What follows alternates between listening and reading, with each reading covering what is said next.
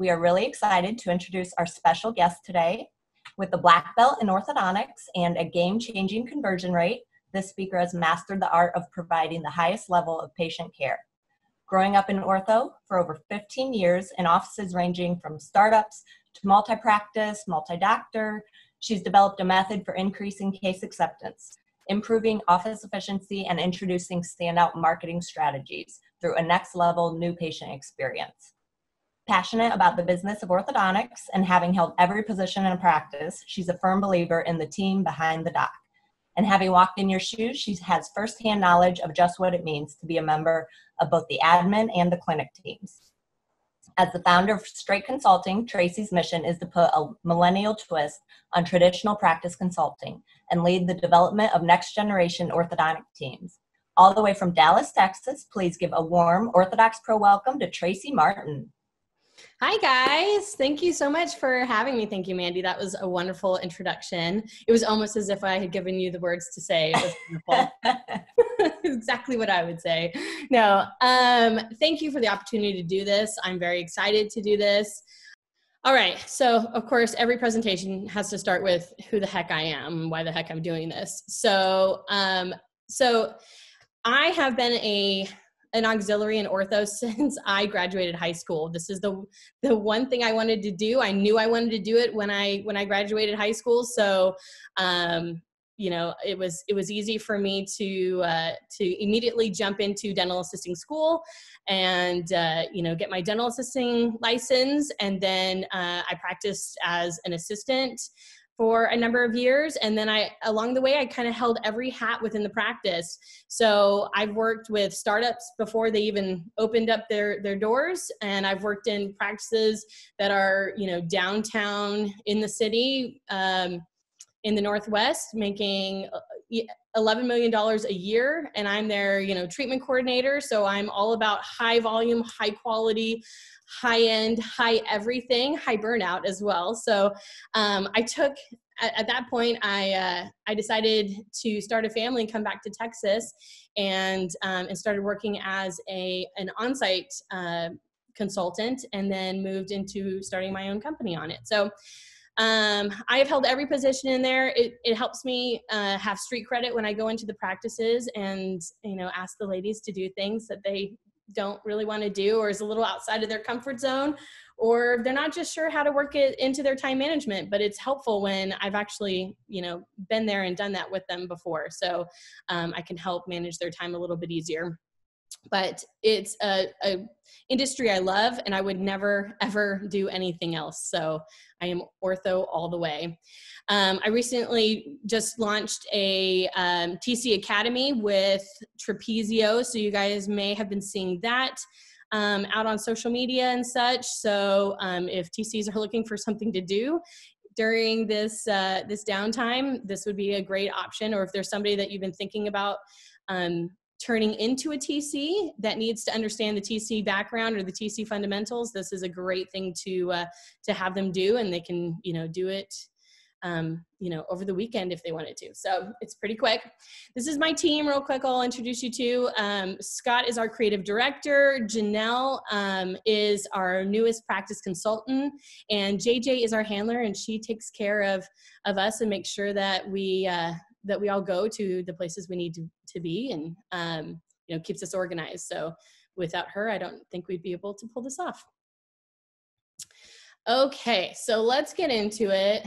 Here we go. So we wanted to, when Mandy asked me to do this, we had decided that we would talk about the prep work that's needed in the new patient process, along with how you get those same day starts. And I believe that the two are synonymous. They both help each other, and without the prep work, there's no way we would get the same day start. And that's really what I'm going to talk about through this presentation. So this is how you get same day starts in 2020. And that's what we were going to talk about before COVID happened. And now that COVID has happened, we'll change this a bit, and we'll make it not only how to get same day starts in 2020, but also how to get them after COVID. There it goes. Perfect. Okay. So the question really is, why is everybody so hyped up on same day starts? I get this a lot when I go into practices. And a handful of my practices are all about same day starts. They totally get it. They're on board with it. They just don't know exactly logistically how to work it in. And then other practices are like, no, heck no, I need time to think. I need to figure this out. Like, we already have a set schedule. So it just kind of depends on the philosophy of the practice. But I want to always, when I do a training, I always want to talk about the why before I talk about the how. So that's the first part of this is going to be about, why is everybody so crazy about these same day starts? Why are they needed? Or why should I even shift to, focusing on those versus just doing a great job and seeing if people, who like us want to start. And then the other part is, will we still have them after COVID-19? How is that working out now for practices, and how will it work out afterwards? There we go. So when we start talking or start coaching TCs or teams about that new patient process, where I want their headspace to really focus around is that people want to do business with friends. I'm not the first person to tell you this. I wish I could say that. But people want to do business with their friends. So relationships matter. When I set up the processes, or I teach them these soft skills, sales skills, it all comes back to this friendship, right? And teaching somebody to make friends quickly with people. And the only way to make friends with people quickly is to connect with them, and to connect with them as much as possible. Find as many things in common with them as possible. And you see the barriers slowly go down. But people want to do business with their friends, and we all know that. So in knowing that, why wouldn't I want to make sure that, building a casual relationship in a short amount of time is baked into every part of that new patient process? So that means not just at the end when they come in and they fall in love with us because we're a great team and we have a great doctor and a great practice, but it's also about falling in love with us at the beginning when you first met us. I mean, I fell in love with my husband the first moment I met him. I don't know about you guys, but there's something to it. So a lot of you, I'm hoping, have read the book, 7 Habits of Highly Effective People. Great read. But in it, he talks about beginning with the end in mind. So whenever we start a project or start working with a client or start making a new process for an office, we always have to think of, okay, what's our end goal? And for me, for my practices, the end goal is a same day start. So I have to figure out what strategies can I do that will ultimately get me that same day start. And so we build backwards from there.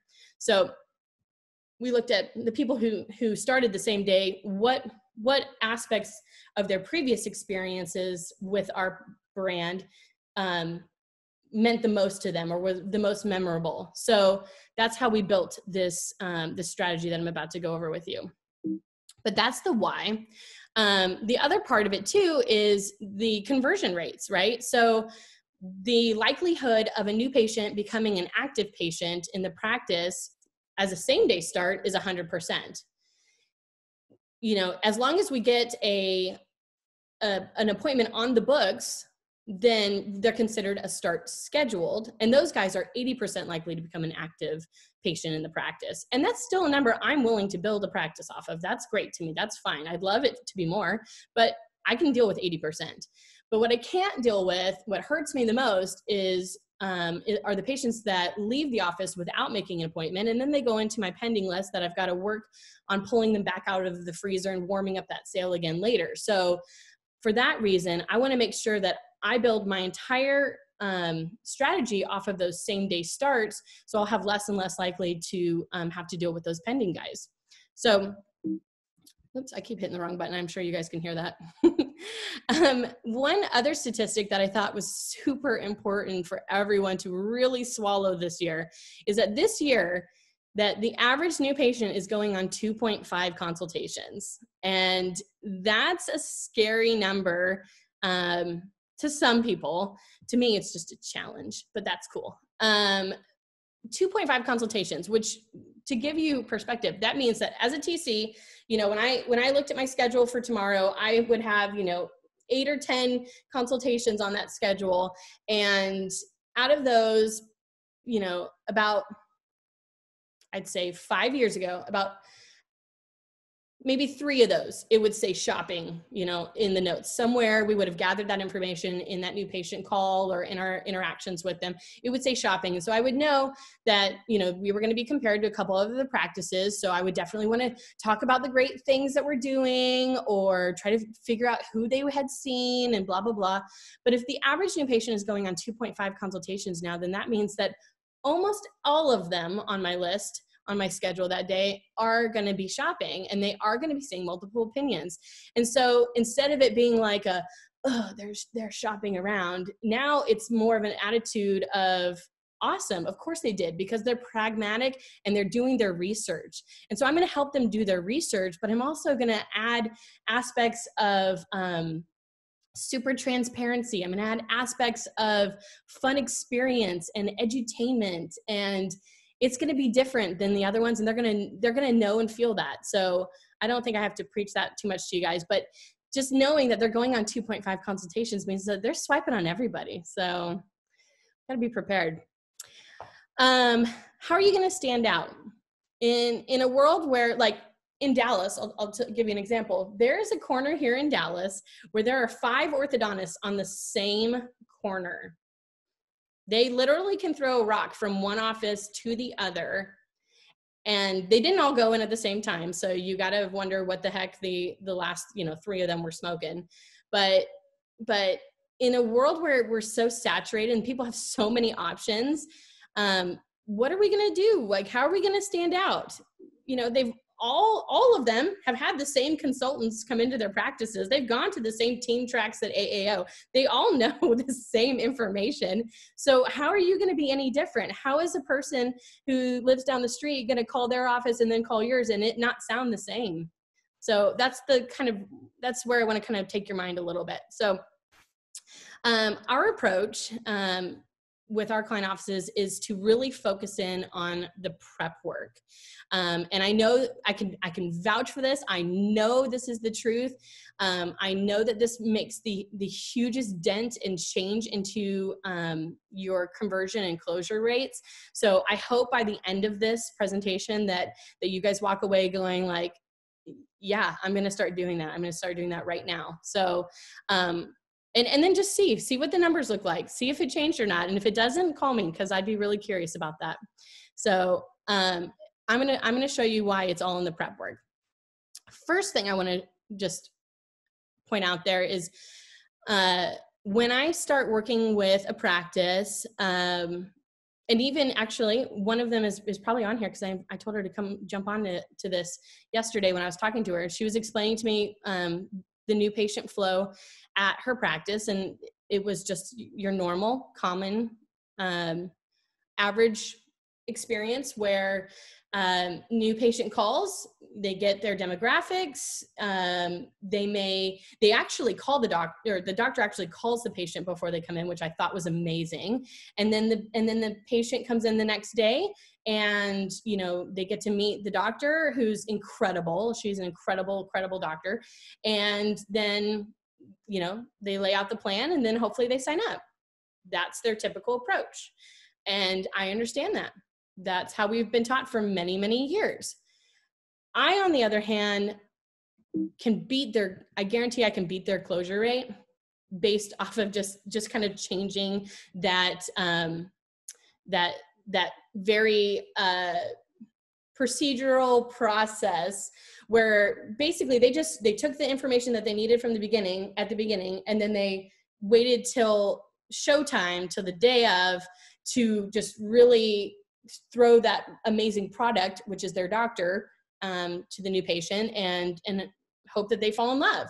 Whereas I feel like the best relationships are built when you put the work into it, when you do your research ahead of time, when you move all the barriers out of the way to make sure that they fall in love. So when I go into a practice, what I try to teach them is we're going to do a whole ton of prep work before these patients come in.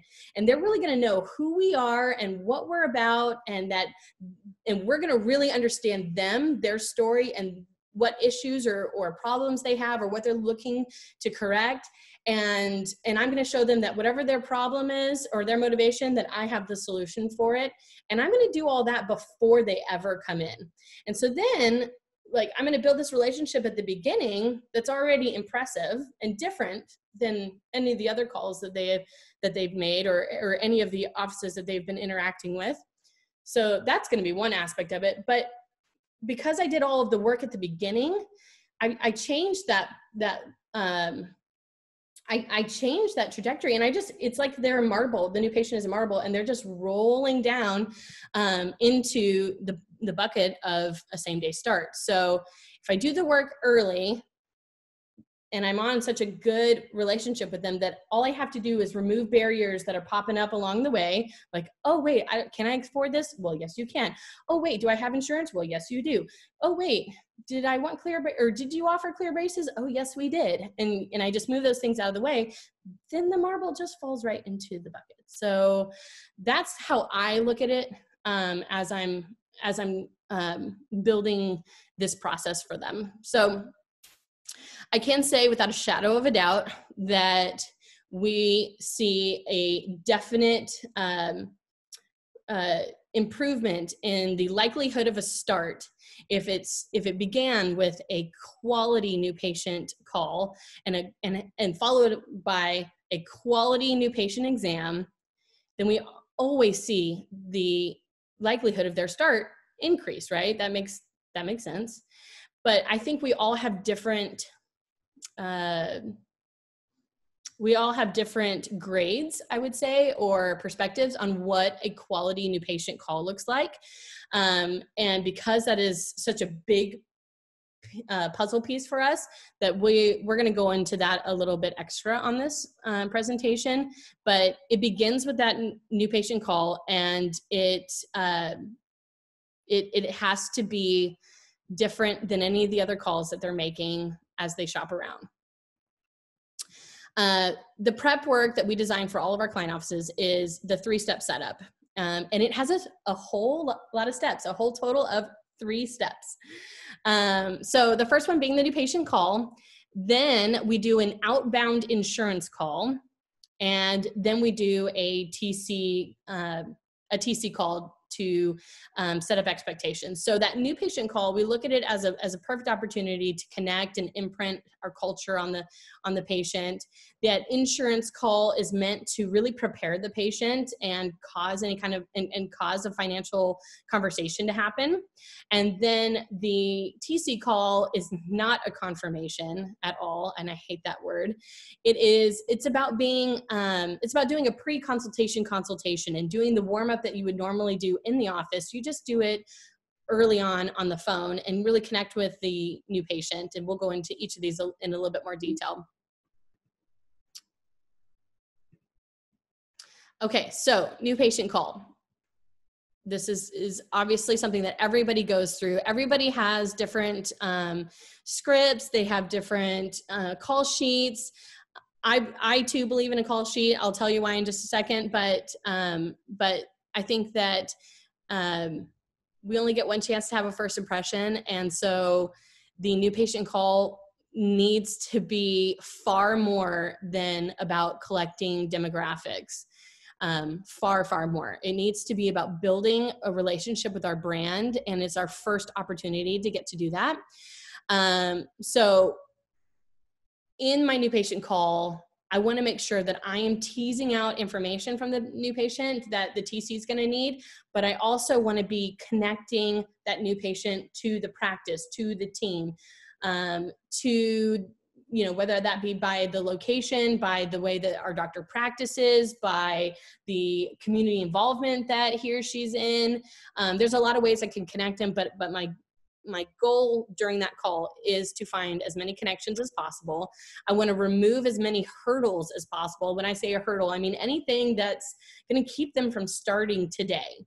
Anything that could keep them from starting today, whether it's they need more family members to be allowed to come to the appointment, whether they need, you know, insurance to be researched ahead of time, whether they need a special payment arrangement, whatever those hurdles are, I want to figure those out on the new patient call and remove them at the same time, which is something that not all scheduling coordinators are trained to do. So I hope that you take that from this presentation, that while your TC could probably jump in and do a new patient call, just like I'm saying here, maybe not all of your scheduling coordinators could. Maybe not all of your admins could. So why wouldn't you want to take this time to be training them to do it just as amazing as your TC would? Because your TC understands how that new patient call, that quality, affected her closure rate. So you know she's going to do an amazing new patient call, but this is a great time to make sure that all your admins would do that same exact level of a new patient call. So I also want to make sure that I take that opportunity on this new patient call to plant the seed for a same-day start. So as I go through my script with you, I want to point out that I am going to do what we call a trial close. Everybody's heard of those, but I don't ever skip that step.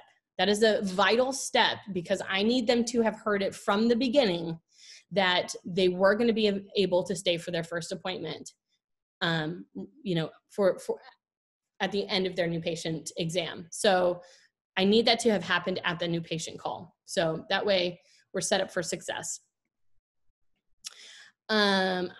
As I mentioned, we only have one time to nail that first impression. So we have to make sure that it's a good one. When I'm going through a new patient call, I need to be thinking about, what am I saying? How am I saying it? Am I focused, right? This is the finesse. This is about, you know, we all need to get the same content, honestly. Whether another practice is just taking those demographics, I too need those demographics. I want those demographics. But I also want to be focused on how I'm asking for those. You know, am I distracted while I'm asking for these things? And am I using each of those things to find a connection piece with? So that would be another aspect of this is, you know, just thinking about how the execution is going. Okay, the one thing we don't want our new patient call to sound like is like they called the DMV. So look at your new patient call sheets, look at the scripting and read through it and see if any of it sounds like something you would hear when you're dealing with the DMV, or honestly, the easiest one is, does it sound like anything you would hear from insurance when you're sitting on hold with the insurance company? Because that's not what we're going for. We are going for something that's informal, that feels like a friendship, that doesn't feel like, you know, hello, Tracy Martin, you know, or hello, Mrs. Martin, what is your date of birth? Yes. And what is your mailing address? And I mean, that's not how friends would talk to each other. So that's not the kind of scripting that I want to have on my new patient call sheet. I want it to be very informal and I want it to feel like a friendship, but I still want to get that needed information. My mission, my operation, imprint is going on in the back of my mind whenever I'm on a new patient call, or when I'm teaching new scheduling coordinators to take new patient calls. They need to be thinking about connections, motivations, and hurdles. It's those three things constantly and always. Connections being things like, again, oh, you know, you're interested in Invisalign? Oh, did you find us on the Invisalign website? Yes. You know, Dr. So-and-so is a platinum provider. You know, you've come to the right place. He's an expert in that. That's a connection piece. It's oh, you saw our name on the back of the you know, of your child's soccer jersey? Oh, that's awesome. Yeah. Dr. Matt, you know, he plays soccer and all of his kids are in soccer. So you'll probably see his, you know, soccer dad, you know, gear coming out at the fields this week, or, you know, whatever. Just find some fluff to add to it. It doesn't have to be anything crazy or important. It just has to be fluff. So I'll give you some more examples in just a minute. I want to tell you all right from the beginning here, but that's what my mission is. So that's the strategy behind the new patient call sheet. So if your new patient call sheet doesn't have these principles built into it, then your scheduling coordinator is not going to ask these things or be looking for these things or be trying to capitalize on these things as well. Because they're not in the exam. They don't see the direct correlation. They're grabbing them as they first come in and onboarding them. They're not in the game time, so they don't see that direct correlation as well. New patient call sheet, no surprise. I want it to be on colored paper. I think everybody has heard this at some point, and it's true, you should be, because in the event, that I'm on a new patient call, unless the building is on fire, you better not come interrupt me, because to me, this new patient is the most important thing, and nobody else should be trying to, ask me one quick question, because your one quick question is not as important as this new patient is. So make sure that it's, on colored paper, and like I said, I want it to be on a piece of paper. I want you to write it down. And I know that sounds stupid because I'm a millennial and I love everything digital in this world. I'm supposed to be a digital native, but the fact of the matter is you will focus better on the conversation if you're writing it down. You will write faster if you're writing it down than following the fields, even though I have memorized the fields and I know exactly where things go and whatnot. But sometimes, God forbid, the spin wheel of death comes on, as I'm trying to tab through, and it's messing up my, my mojo in my new patient call. So just write it down on a piece of paper. Ideally, use a call sheet, but even a scratch piece of paper is fine. Just make sure that you scan it in afterwards and keep it in the patient's documents, so that way you always have it. But you will focus better, you will write faster, and yeah, that's why I want you to do it. So I'll go through my new patient call sheet really quick with you. One thing that I want to point out that you might notice about my new patient call sheet is that it is pretty bare bones. It looks pretty amateur because I made it like 4 years ago and it still rocks my world. I don't need it to be super fancy. It is basically a scratch piece of paper to me.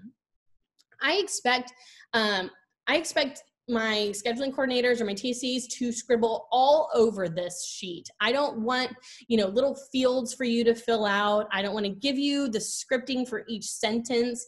I want you to use your own brain and your own words and be in the moment with the patient and talking through a conversation with them. So my new patient call sheet is a framework, and it's just meant to guide the scheduling coordinator, new patient coordinator, any kind of coordinator who's taking these phone calls. It's just to guide them through the discussion to make sure that they still get those pieces of information that the TC needs.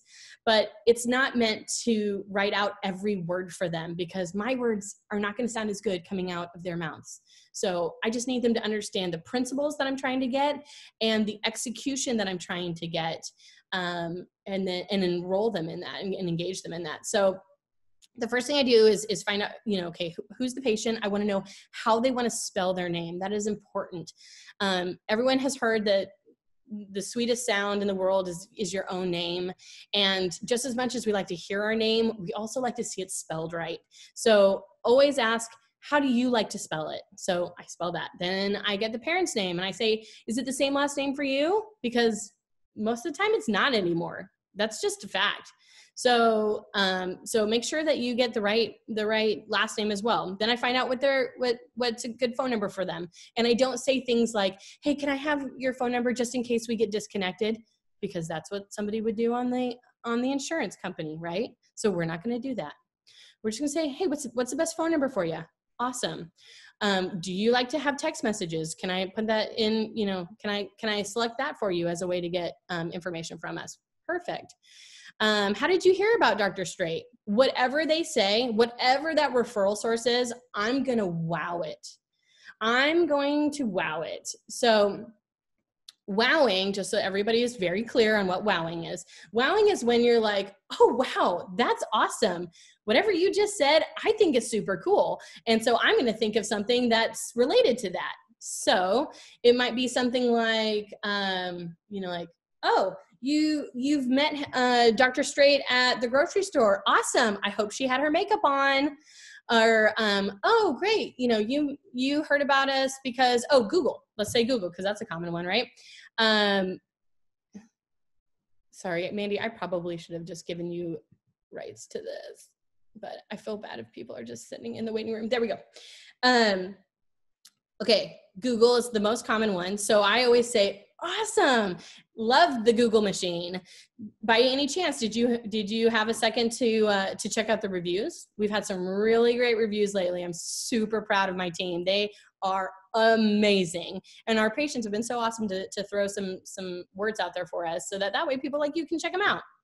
I might say that, or I might say, oh, awesome. While you were on Google, did you also check out our website? Dr. Straight just designed that himself, and he's super proud of it. So if you mention it, he will like light up. It'll be great.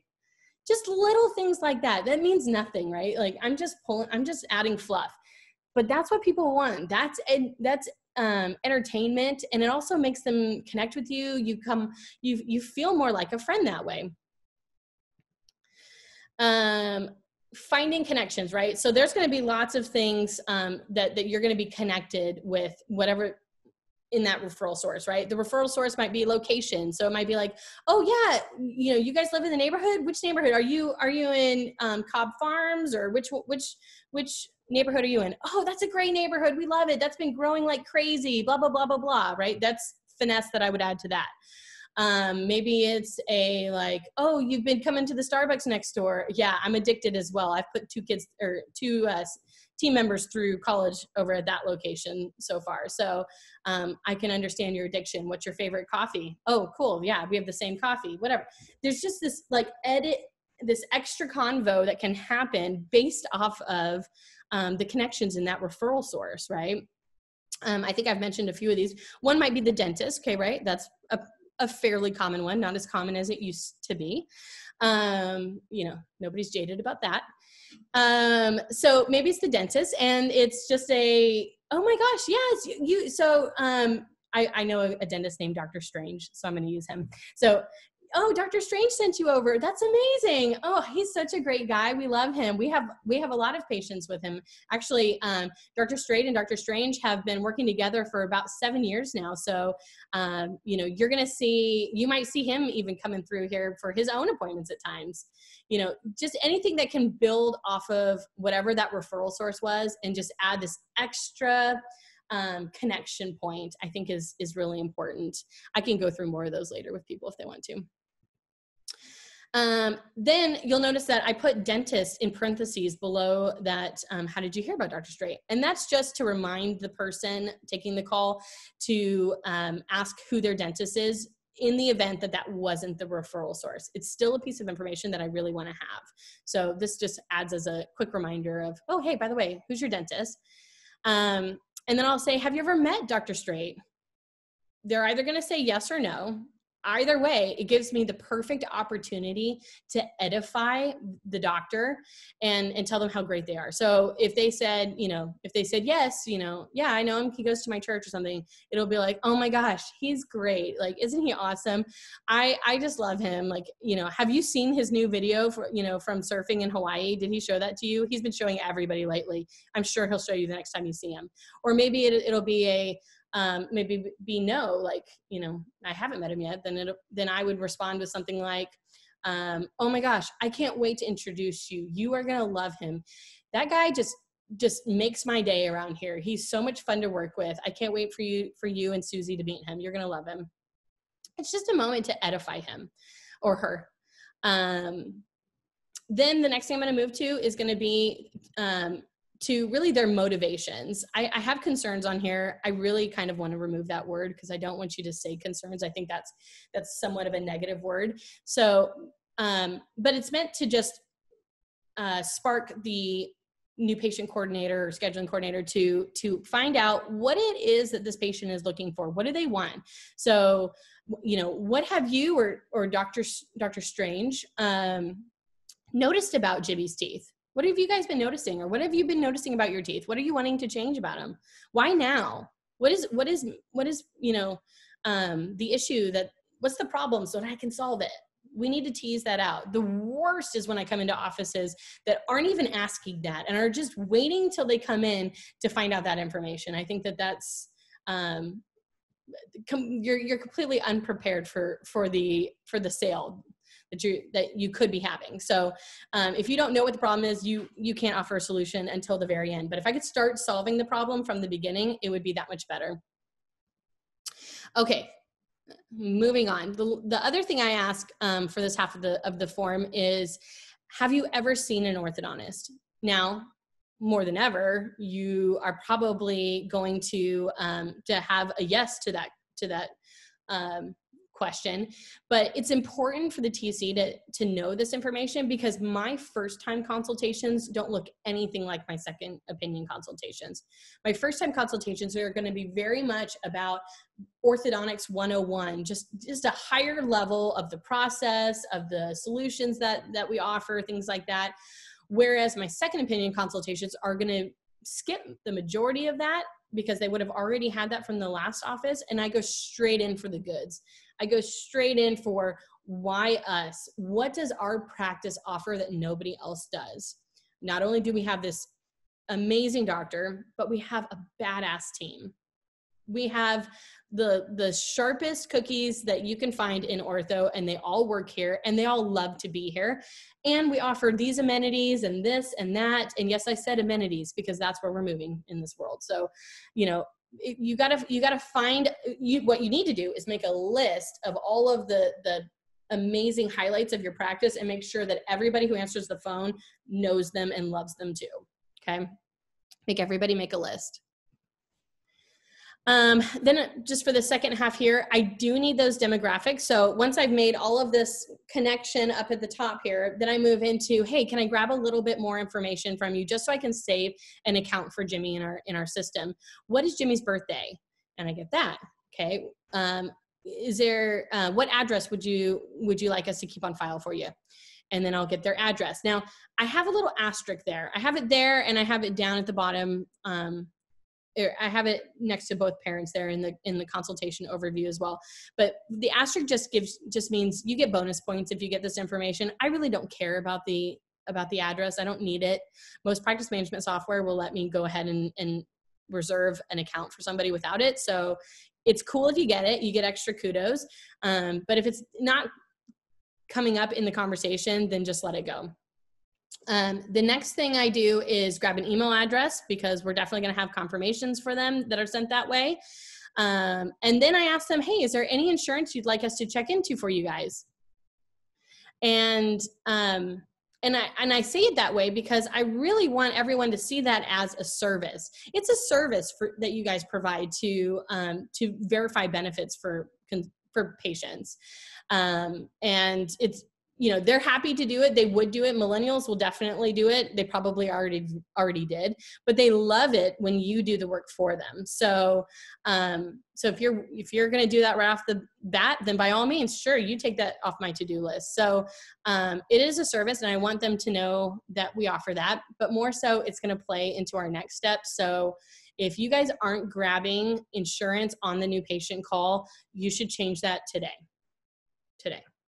So grab that insurance information.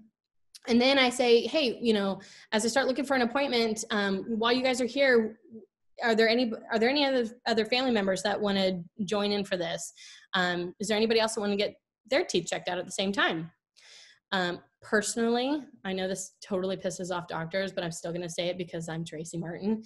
I don't love it when patients have more than one family member that want to come in. That just kind of adds another hurdle, and also to the doctor time and the schedule that I've created. And, you know, it just kind of throws a wrench in everything.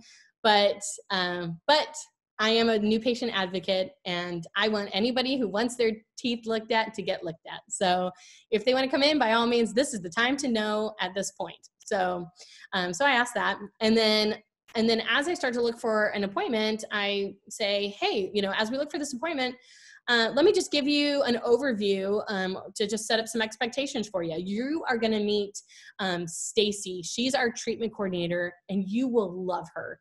She is awesome. She's going to take some photos and some x-rays, and then, you know, Dr. Straight's going to come in, and you guys are going to have a great discussion together about options or what he sees and what he recommends. This is definitely a family affair. So, you know, mom, dad, grandma, grandpa, aunt, uncle, anybody who wants to come is welcome to come. If they can't come, then they're welcome to join in. We can FaceTime them or Zoom them in, whatever is easiest as well. So everybody's invited. And then I finish that sentence with my trial close, and I say, and, you know, if everything sounds great, you guys are just having so much fun back there, we will have one of our assistants available to go ahead and do the first appointment for Jimmy, if that's convenient for you guys. And that's all I say. It's not super formal. I didn't get all nervous before I said it and was like, oh God, okay, here I go. I'm going to tell them that if they want a same day start, they can. My pieces of advice on that trial close is make it very informal, make it very casual.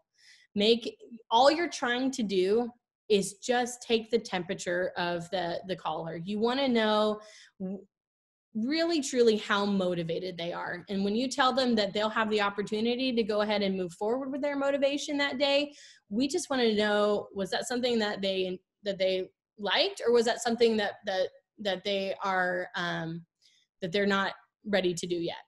And as a TC, I need to know that, so that way I know that way I can gauge how much I'm going in and pushing for this. So big advice is making it informal, making it not a big deal, and just practice it. Practice, so that way it does not sound stiff or like a big deal. Because if it sounds like it's not something that everybody already does, like, then if it sounds like I'm going to be that weird person who, like, that you're making extra accommodation for me to stay and do this next appointment, then that would cause me to be a little bit cautious about whether or not I really should be moving forward with it. So be careful with that. And the other aspect that I want to point out with your trial closes, make sure that you are mindful of how many times you're saying the word start. Start means something very important to us. Start, it's a noun for us. Whereas for the patient, they want to get started. You could get started the same day. Those are words that they may have heard from other people, other offices that they were calling. So I just say, hey, if it's convenient, you guys are welcome to stay for your first appointment.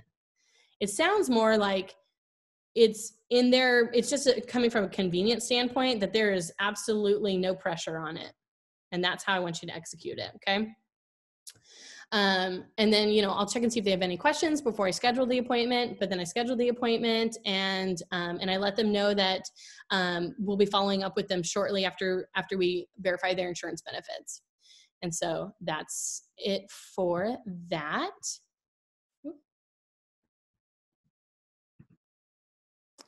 Perfect. Okay. I think I mentioned this already, but birthday, make sure that we don't say date of birth, because that's definitely something that insurance would say, or something way more formal than us. Friends would never say, hey Mandy, what's your date of birth? No, I'd always say, hey Mandy, what's your birthday? It's just these little words that make a big difference. Challenges, right? Some things are going to come up, right? So whatever hurdles come up, we want to make sure that we spin it into a positive. So let's say a patient wants afternoon appointments, right? And they only want afternoon appointments. I'm going to tell that patient that sounds awesome. I love that idea. And I'm going to say that I'm going to put a note on your account that I'm going to put an alert for my entire team to know that that's your favorite appointment. And if there's an afternoon appointment available, that's your preference and that's what you would prefer to have. I didn't promise her she was always going to have one, but I promised that I would communicate that to my entire team, that that's what her preference is. So she felt heard and validated, and like she is more likely to get what she wanted, but I didn't promise anything. And I think that she feels better because of that. So, you know, it's how can I just flip this into a positive? If you are on the phone with a new patient and you are not connecting well, we'll say, with that patient, make sure that you just tap out and get another team member, you know, and just excuse yourself, you know, say, I'm so sorry. There's somebody behind me that's extremely loud. Let me switch phones for just a moment. And so put them on hold and go grab somebody else to take over. You know, it's not worth ruining the mojo, right? We need to make sure that we're executing this well. And if you're just not the person to execute this well for this particular new patient, then tap out and pick somebody else. If they need a quote over the phone, by all means, give them a quote over the phone. Like in 2020, we should not be trying to wait until they come in to give them quotes. So give them a range. You can make that range however big your doctor feels most comfortable, but give them a range. They need to have an idea of if this is remotely in the ballpark for them.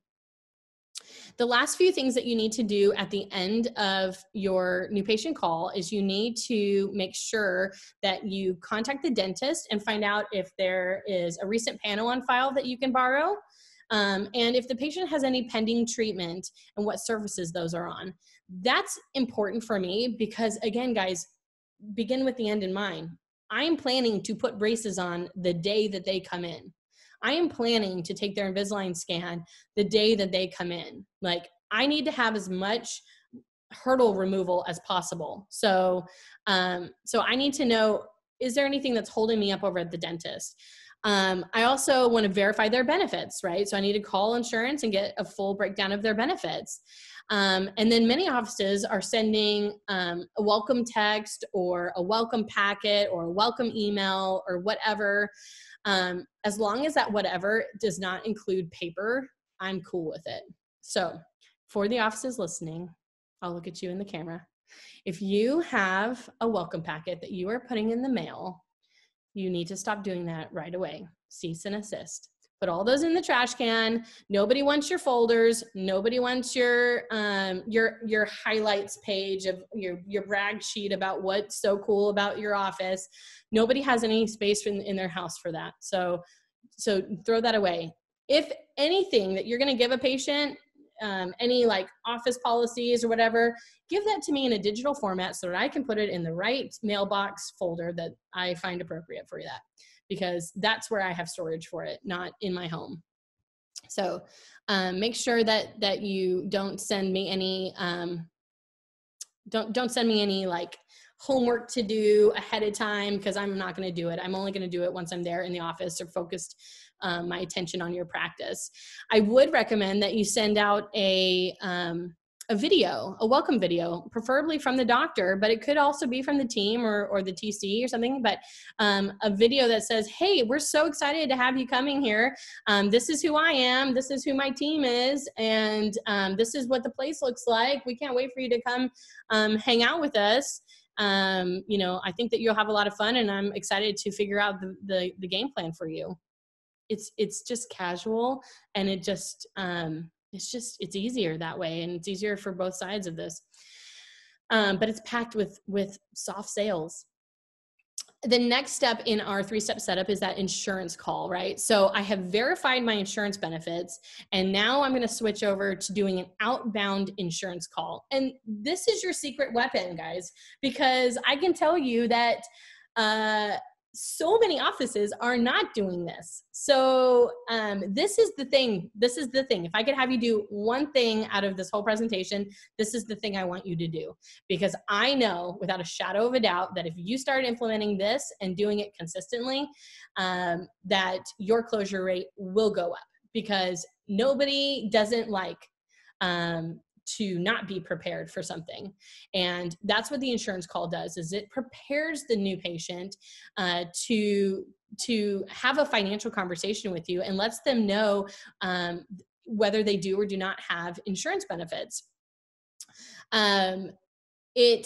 It gives me an opportunity to also connect with the patient again. So not only did I have this great conversation with them on the new patient call, but now I'm going to have a great conversation with them on the insurance call. And in a perfect world, I would have a different team member do the insurance call, because now they get to have a great interaction with, you know, team member number one, but now they get to experience my brand again and enjoy it with another person. And now they really feel like I've got a team of unicorns, like I am saying I do, working for us in, you know, in this practice. So, you know, I would definitely, if you have the manpower, have a different person do the insurance call. But basically what I want to do on this is just call and say, you know, hey, Mandy, you've got, I just got off the phone with Delta Dental, and it's great news. You have a $1,500 lifetime maximum. So it doesn't renew every year like, you know, regular dental insurance, but they do give us $1,500 to put towards your orthodontic treatment. So you are sitting pretty, sister, because most people don't even have an orthodontic benefit. So the fact that you're coming in here with, you know, $1,500 of coverage means that that's coming right off the top. This is going to be great. You're already ready to go. And so I'm getting that person I'm getting them excited. I'm letting them know that they're prepared, that we did our prep work, right? We did our research for them, and I'm just preparing them. On the flip side of this, I'll go ahead and just tell you the flip side, because I know exactly what many doctors have said to me is it's our old school way of thinking, that it was, oh gosh, well, what if it turns out that they don't have insurance benefits? And then now I'm calling them and giving them the bad news before they ever come in and meet us and see how amazing we are. And then that might have changed their mind. And now I don't even get the chance to give, you know, to wow them first. And I'm going to tell you that doesn't work anymore. That doesn't work at all anymore. Instead, it's because we're so used to convenience, and because we're so used to, you know, well, really it's convenience and just everything being about time, and the fact that millennials think that we have a 30-hour day. I would be so pissed if it turns out that I don't have an insurance benefit and you knew about it a week ago when you called my insurance company and you couldn't tell me about it till now. I would be ticked that I have spent a whole hour only to find out that I don't have the benefits that I thought I had. Because remember, I gave it to you on the new patient call because I thought I had it. So a quick call to just say, hey, I just got off the phone with Delta Dental, and it turns out you have a beautiful orthodontic benefit. I'm sorry, you have a beautiful dental benefit. But unfortunately, there's not any orthodontics built into that dental policy. It's just not something that your employer picked up as an option for the employees. No big deal though. Many people are in the exact same boat. And that's why our treatment coordinator, Stacy, is amazing. And she has a black belt with her calculator, and she'll just make an arrangement that works for you guys. You guys will work it out. She'll have your back, no problem. And that's it. It's not hard, but it's a way to prepare them. But it also will, at the same time, you know, giving that patient, the bad news that they didn't have their insurance coverage as they thought, is a great moment to also spark a financial conversation with their spouse. So of course, you know, if I find out from, from Dr. Straight's office that I don't have insurance, but I thought I did, now at dinner, I'm going to say, hey, Joe, it turns out that we don't have any orthodontic insurance. And I was going to take Jimmy to the orthodontist this week. You know, what should I do? You know, like, do we need to think about this later? Or, I mean, his tooth, like, it's been bugging him. Like, what do you want to do? Do you think we should use our savings? Should we, you know, use the tax money? What should we do? But it causes them to have that conversation, whereas they may not have that if I hadn't called them and helped spark it. So I think this is a great secret weapon. I think more offices should do it. And I can already tell you that the offices who are doing it have a minimum closure rate of 70%. Yeah, take that number in. It's a good number. So again, just transparency wins the day here. By giving us that information ahead of time, you're only going to create, you know, a more prepared patient. And not only that, but when somebody calls you and tells you that you have $1,500 to put towards the orthodontics that you're looking at potentially purchasing this week, you feel like you have a $1,500 gift card in your back pocket. And we all know that after Christmas, when you get all those gift cards from your family and friends, what do you want to do? You want to go spend them. And that's exactly what this call facilitates, is it makes the patient feel like, hey, that's right, I do have $1,500, and oh, I wanted to straighten my teeth out. So I know that whatever number that treatment coordinator is going to come at me with, I'm going to immediately take $1,500 right off the top. It's a win. It's a win on wins on wins. A couple ways to execute this, because I do get kickback sometimes in practices saying, you know, we just don't have the manpower to have 3 different people call the new patient. So I say, okay, well, let's just combine these a little bit. So one option is we'll have the new patient call happen, and then whoever took the new patient call is going to do the outbound insurance call as a follow-up to that new patient call. So it's the same person, and it's basically, you know, maybe later that day or a couple days later, calling the new patient, going, hey, you know, remember me? We had that great conversation on Monday. Hey, I just wanted to tell you that this is what I found out from your insurance company, and you are good to go. We are all set and excited to have you. Option B is we just roll it into our next step that we're about to talk about, which is the TC call, and this information will be delivered to the new patient during the TC call. So as the TC goes over expectations, she also says, hey, by the way, I also found out you have amazing insurance coverage, and this is great, and this is going to set you up even better, and blah, blah, blah. So I would just roll that in that way. So the last step here is the TC call. So I view the TC call as a pre-consultation consultation. And what I kind of mean by that is, if you think about TCs listening, if you think about that warm up that you do after you've done your tour in the office and you guys sit down in the consult room and you just make sure everybody's on the same page, that we really truly understand each other's expectations in this and needs. And so it's very much okay, awesome. I know that you were worried about that tooth and you wanted to make sure that that one's aligned right. Are there any other areas that you're worried about?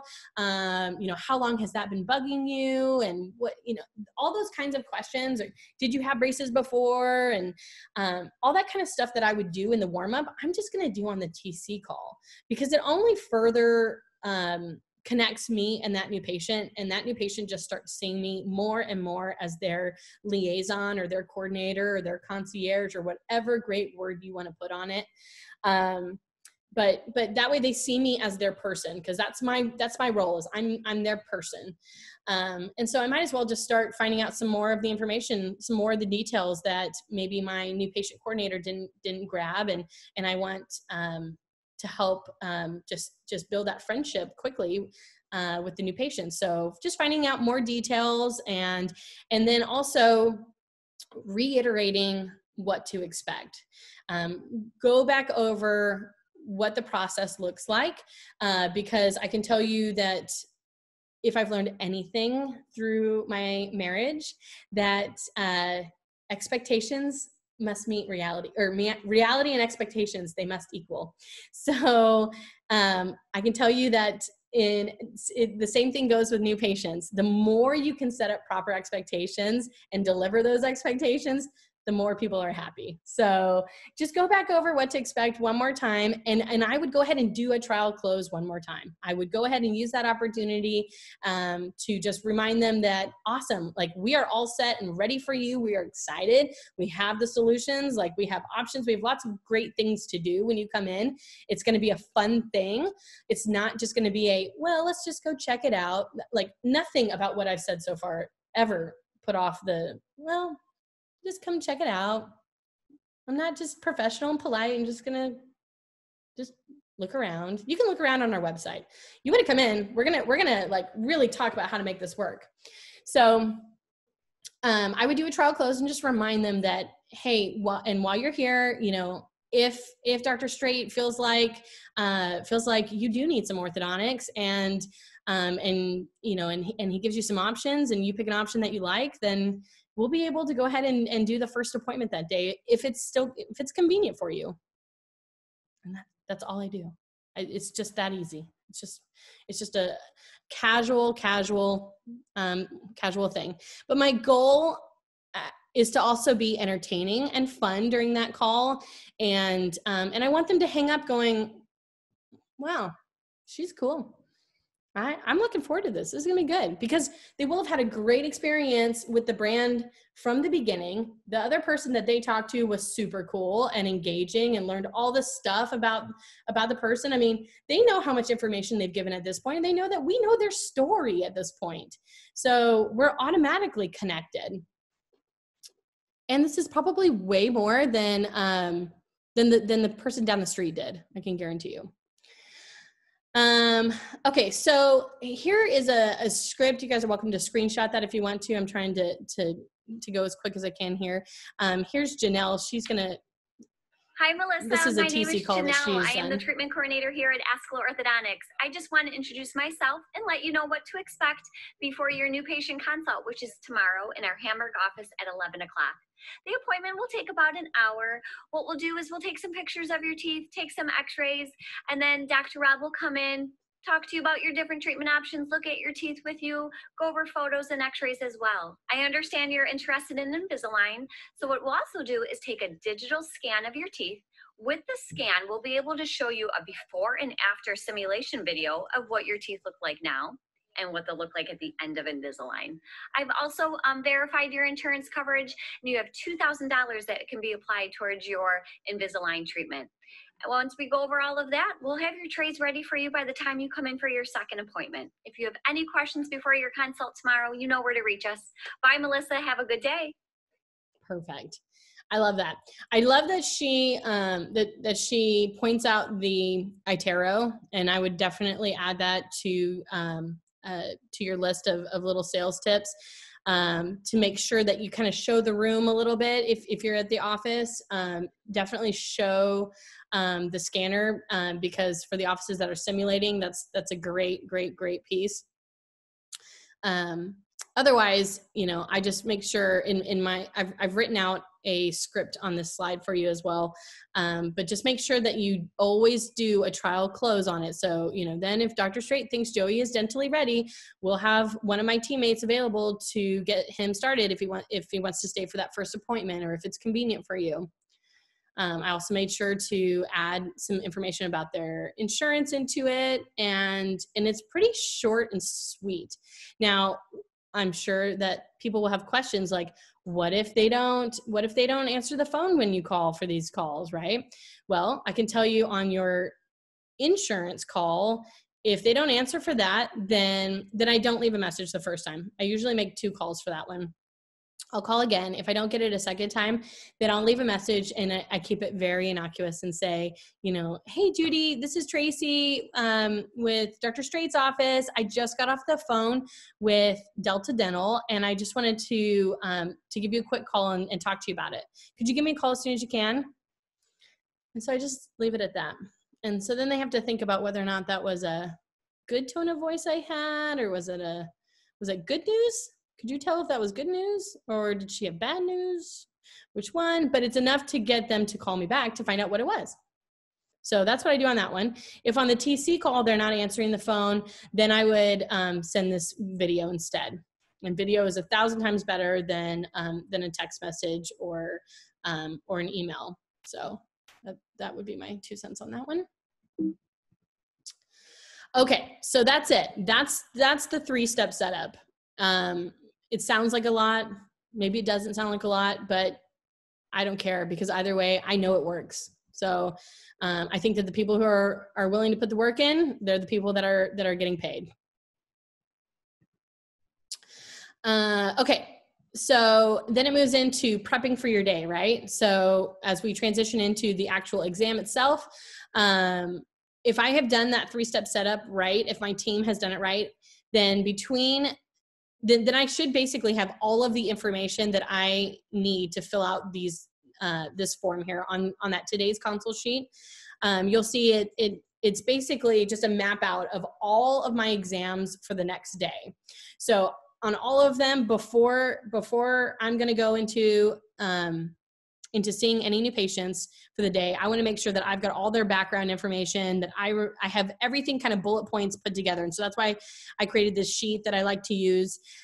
Just that way I know who they are, how old they are, where did they come from, do we have any family members in treatment? Because I sure as heck don't want to walk in there saying, hi, nice to meet you. And turns out that, we've been seeing them around for a long time, or their daughter went through braces last year or something, awful that I should have known, but I didn't, because I didn't check. I didn't do the research. So, I want to remind myself of what are they looking for, so I make sure that I've got the solution to that problem. Do they have clearance, right? When was their last cleaning? Do they have any pending treatment? Did we check that insurance? What kind of insurance do they have? Any extra notes I need to know? Do we already have a Pano on file so I don't need to take one of those? And do I think that they are ready? Based off all of our interactions so far, are they ready? And I take that sheet with me when I go into our morning huddle, which hopefully all your offices are doing morning huddles. I take that with me, and I go through all of that information with everybody at that morning huddle. Some offices will do it just with the doctor after the morning huddle, but I think it's important that the team know that I have 6 check marks on this page versus yesterday I only had 3. I want them to know that, hey, today's going to be a busy day. Get ready, because these guys are all ready. And so I'm probably going to come out there this many times. So, and those are just the ones that I'm already guessing that I'm going to get.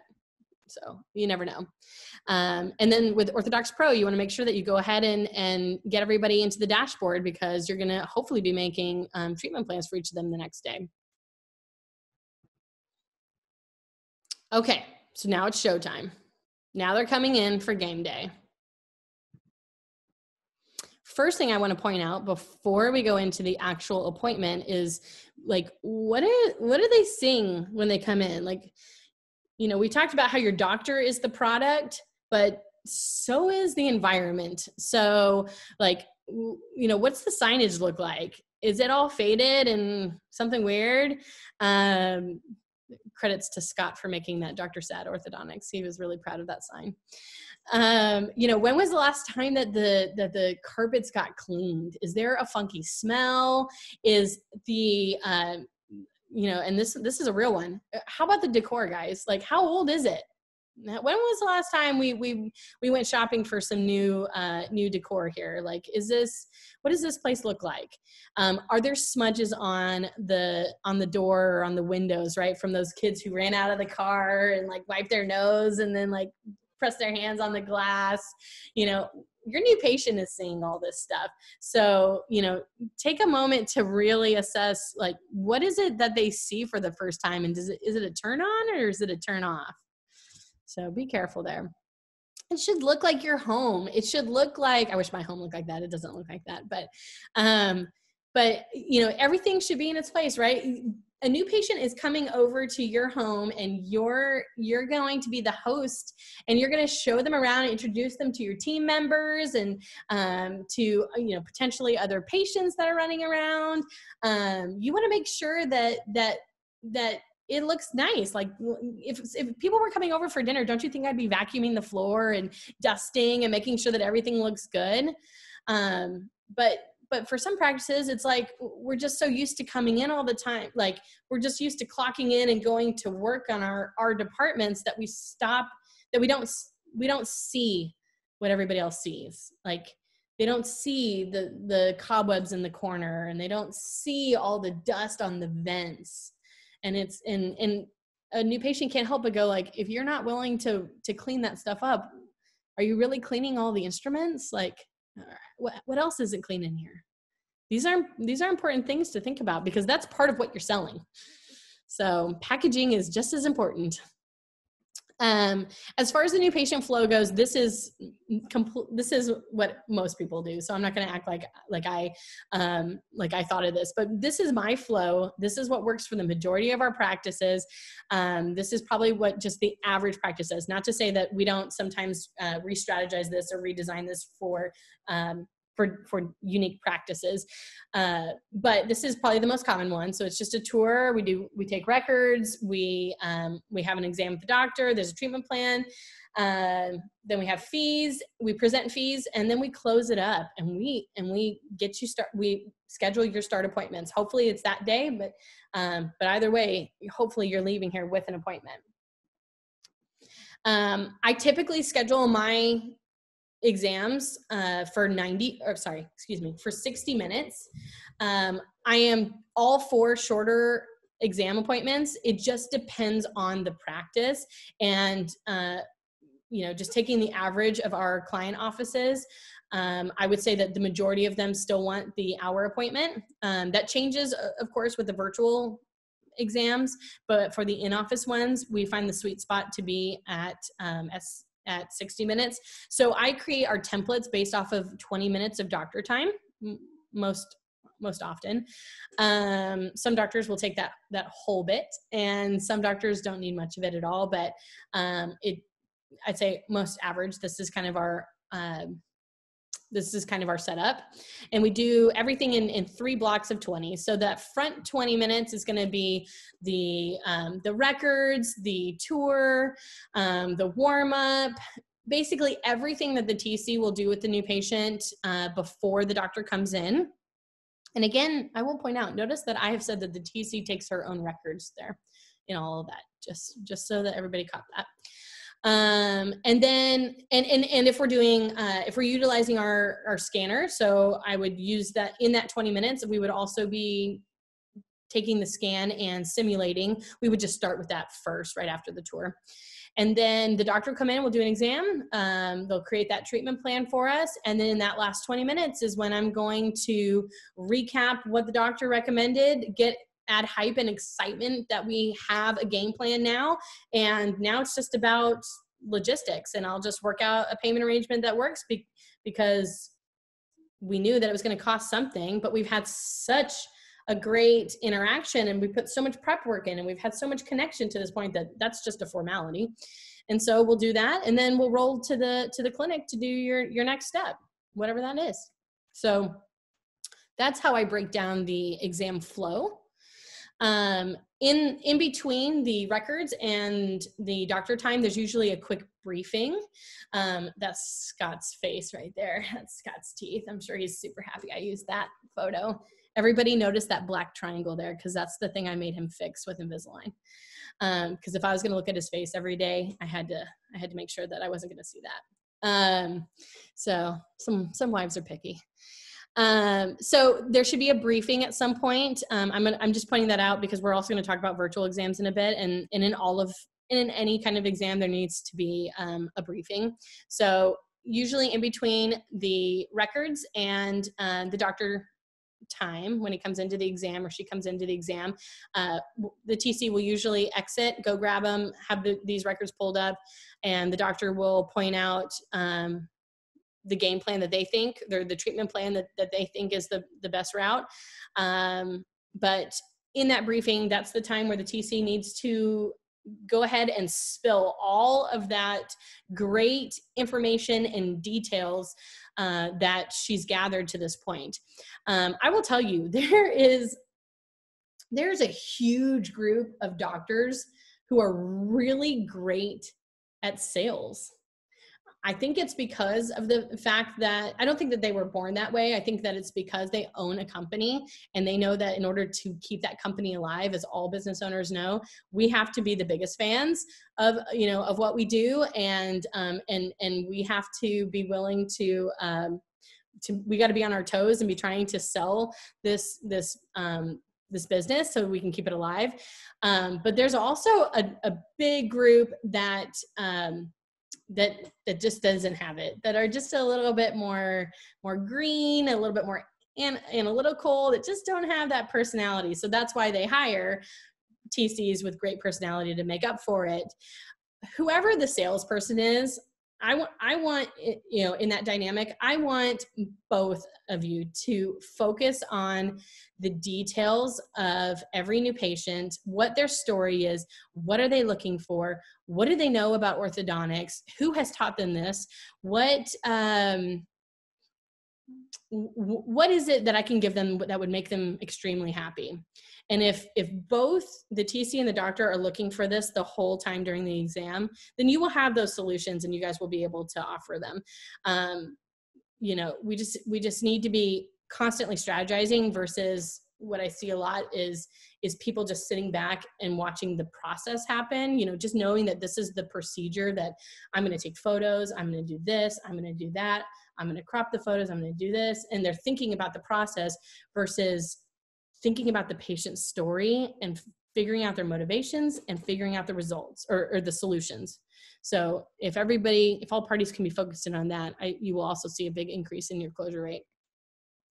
Then before the doctor walks in, right before the doctor walks in, I'm going to whisper in the doctor's ear everybody's name that's in the room, so that way they can say them fresh. And I never, ever refer to them as Mrs. or Mr. anything. It's Tracy, Scott, you know, Janelle. It's everybody by first names, because we're friends, right?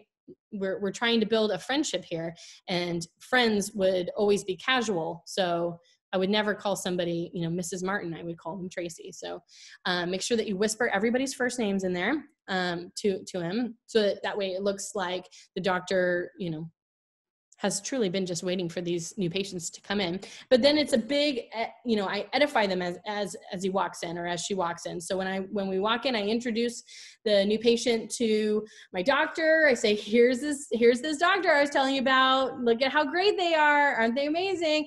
Hey, guess what? You guys have so many things in common. You have this in common. You have that in common, blah, blah, blah, blah, blah.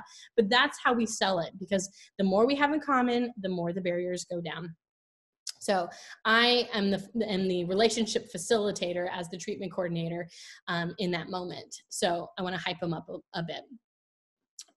Okay, so after the exam, right, the doctor is going to be calling some things out to me during the exam. I'm going to take some notes, and then they're going to go over what the recommendations are. And as they go over the recommendations, I'm going to melt into the background, and I'm going to put together their treatment plan and their fees and get everything ready for my my presentation.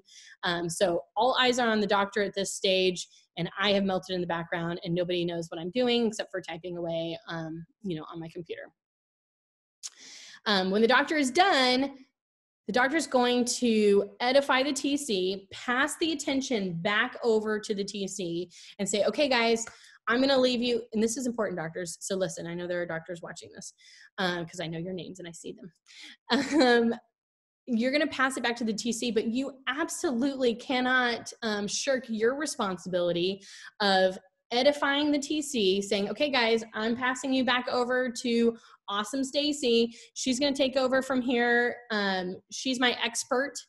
She can go over the appliance options with you, so that way you guys know. I feel like we've got a good game plan, a good treatment plan. She'll go over the appliance options and how that all works, and what the steps are with it, and she'll take care of you on the financial side as well. And then I'll go to the back and make sure that there is a chair available in case, you know, Susie wants to go ahead and do her first appointment, and then just say bye and leave. And that's it. That's all I need from the doctor.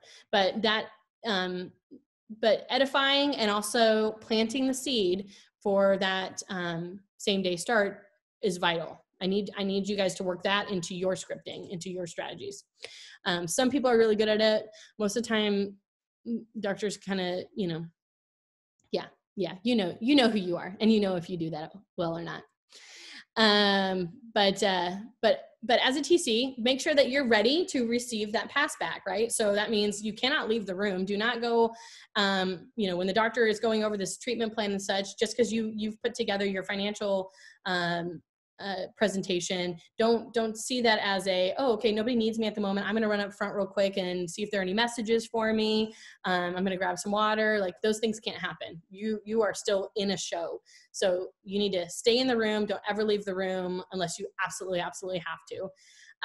So be ready to receive that pass back. Make sure that you are an expert in what the heck you're talking about. If you are a new TC, great. Welcome to the club. It's the best and most awesomest role you could possibly have in the practice.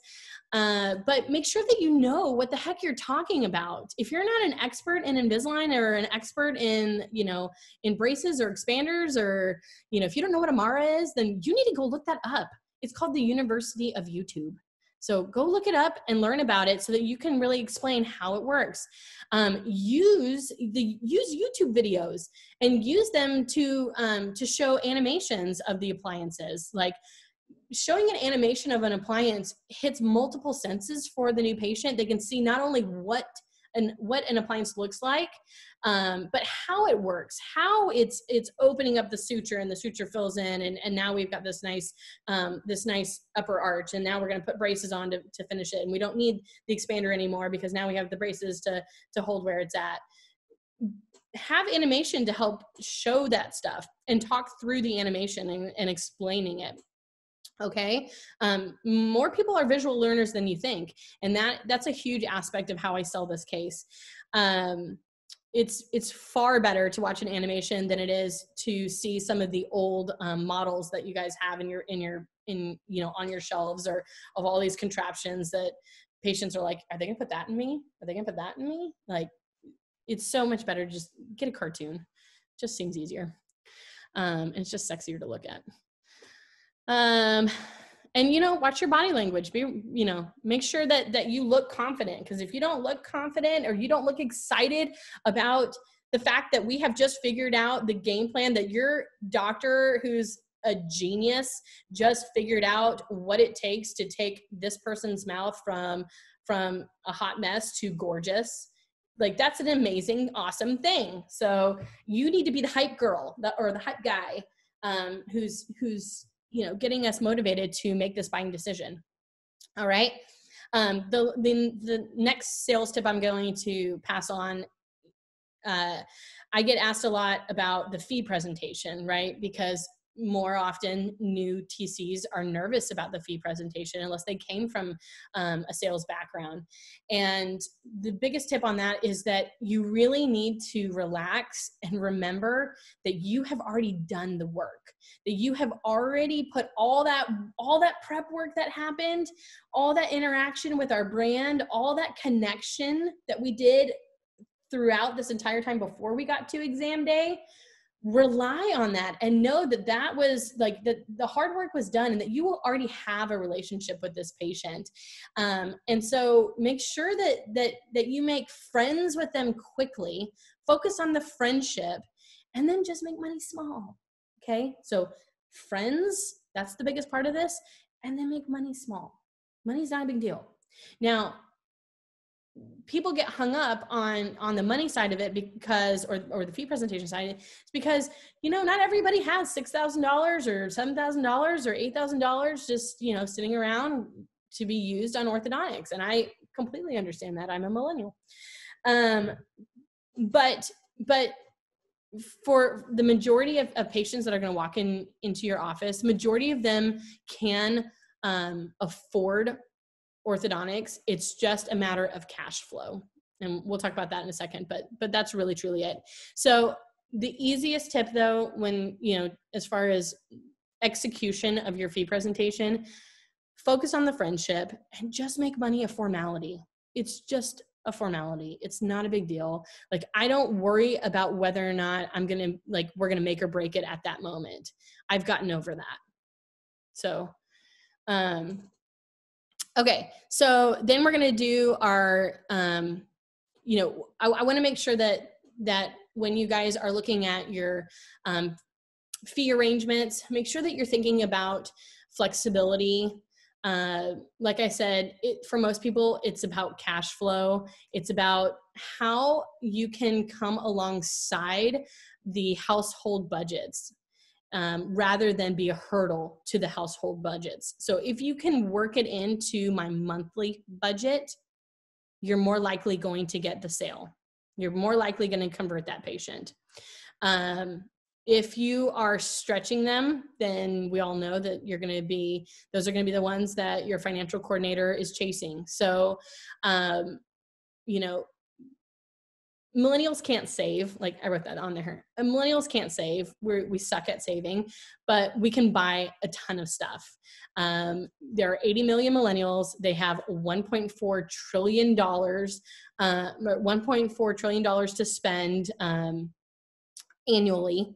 So why not be super flexible on your financial arrangements and just find something that works? And that it means, doctors listening, that means that we are going to go into retention. We are going to sometimes prepay our initial payments. We are going to, we are not going to put 20% down, and we are not going to finish our payments before the braces come off. We just need to get over that, because that's not going to happen anymore. That happened a lot before, and it was awesome, but it's not like that anymore. I'm going to get a lot of emails later. Okay, so when I present the fees, I'll kind of run through this real quick with you guys. So when I present the fees, I want to make sure that we remember what we're buying first. So as long as I've wrapped up the treatment side of things, so doctor has left, I have edified how awesome that doctor is. Isn't he great? He's brilliant.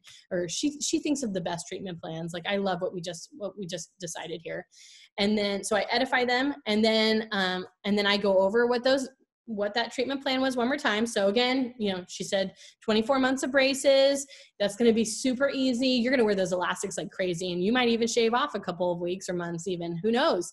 The more you wear those rubber bands, the better the better this happens. The better that bite gets done faster. So we're going to go ahead and estimate for 24 months. In order to get the braces, we're gonna put, the top ones on first, and then 6 weeks later, we're gonna put the bottom ones on, or however your practice does the process. But make sure that you wrap up all of the treatment questions before you move to the financials. And then when you move to the financials, when we present them, we want to reiterate that this estimate is all inclusive. So every visit, emergency visits, a year of retention is included in this, one set of retainers. So everything that you're asking these guys to buy, make sure that you explain what they're buying so that they know that.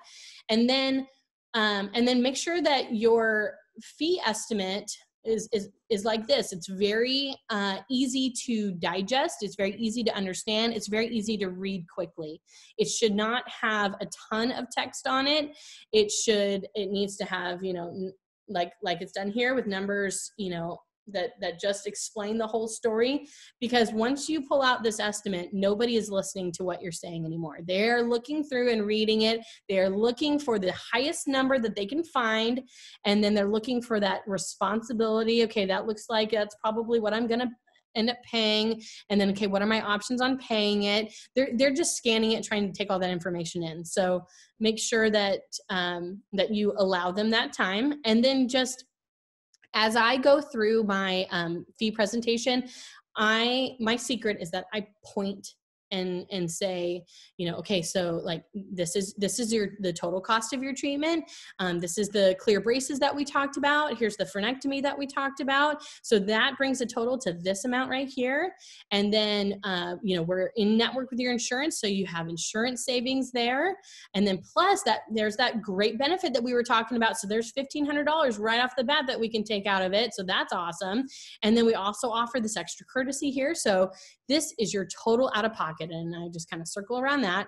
And then I pause and say, okay, or I'll say, makes sense. And then I'll say, okay, a couple ways to pay that. One option is you can pay in full. If you pay all at the beginning, then we offer an extra courtesy. So you can take an additional chunk off of it. And that would be what you would be paying at that point. And I just pause and I think about my kids for like 2 seconds, or if I'm hungry, I pause for it and I just think about something. And then I move to the second one and say, or you can just break it up, do an initial payment and then monthly payments. Your choice, whatever's easiest. You know, and then on here, I'd say, you know, here's an average initial payment, and then it looks like we have you set up for, you know, 20 months of 158 with one final payment of 165. What are your thoughts on that? And that's how I present the fees.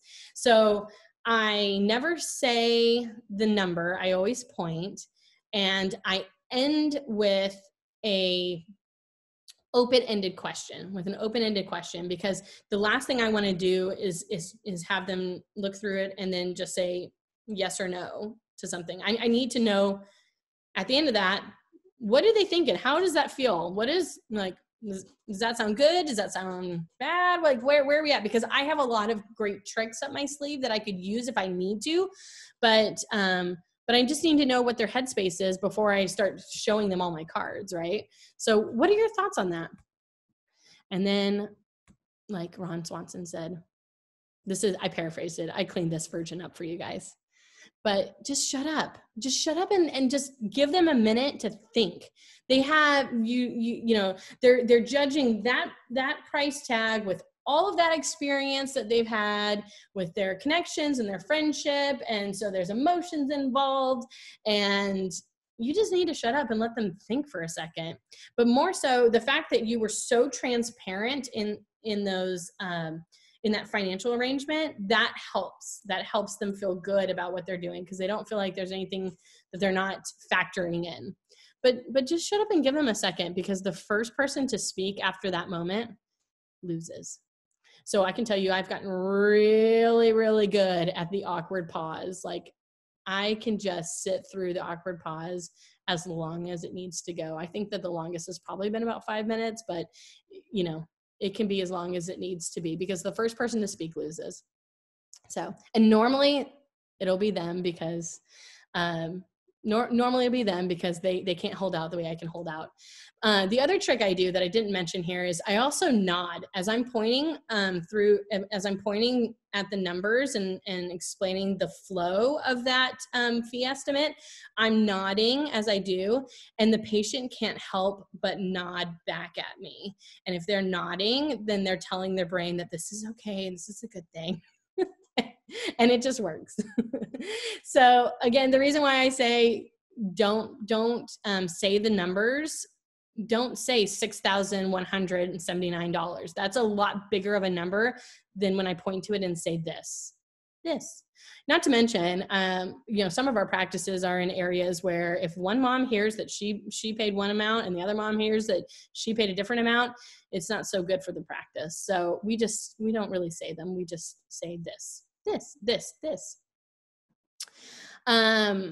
Hurdles, right? So there are going to be things that, you know, well, what do I do if they say this? What do I do if this happens? What do I do if that? I don't know. I might have to go past this faster. So instead of doing all of these, you might want to screenshot this. But biggest one I get is I have to talk to dad, right? Well, for me, that's not an issue, because at the beginning of all of this, at the new patient call, I told them how everybody is invited to this. And if, you know, if dad can't come, he's welcome to just conference call in. We can FaceTime him. He'll just be a little person, you know, in the room, and can be a part of the doc exam. He can be a part of the records if he wants. He can be a part of any aspect of this exam. He does not have to physically be here. And I think now more than ever, we are all really getting comfortable with just joining in something virtually. So, you know, now more than ever, I think that it'll be easy to get the dads involved. Just as long as you tell them from the beginning and remind them through each of your touch points that dad's always been invited. He's invited. Call him right now. Cool. Just pull him up on FaceTime. All right. So get super comfortable with that. If I can't get the dad there, then I always offer for mom to pull out her phone and just take a quick video of me as I explain the treatment. So she can video the photos, and as I point out the aspects of the photos of the, you know, of how narrow, you know, Jimmy's upper arches and how we want to change it. And I can show the videos. I can do everything that I would do with him there, but she can just video it. And that way she doesn't have to play middleman. She doesn't have to remember all of the information. I'm going to package that to her as like, here, let me do a video real quick and explain it all so that you don't have to play middleman. And that way you look like a superhero when you go home, and show John that you have, that he has all the information that you have. And then she feels more comfortable going ahead and scheduling the next appointment, if she feels prepared that way. So that's one thing I do with the dad. Multidisciplinary. So let's say you have an adult that needs to go see the periodontist or the endodontist or the oral surgeon before we can put the braces on. Sounds good to me. I'm still going to sign them up for their right then for their ortho treatment. I'm just making their stop off at the periodontist as their first step in their orthodontic treatment plan. So it's still we're still moving forward. We're still getting started, but yeah, you're going to, on my 1, 2, 3, 4, 5, 6, on my steps here, you're going to go see Dr. So-and-so, and I'll help coordinate the appointments for that. So that way, once I put that in the treatment plan, I'll still sign them up, and then I'll still go ahead and schedule their first appointment to get their braces on, or whatever we're going to do, whatever the first step is. I'll just schedule it further out. That's all. So then they leave with an appointment, and then they count as a start scheduled. What's another like big one out of all of these? How about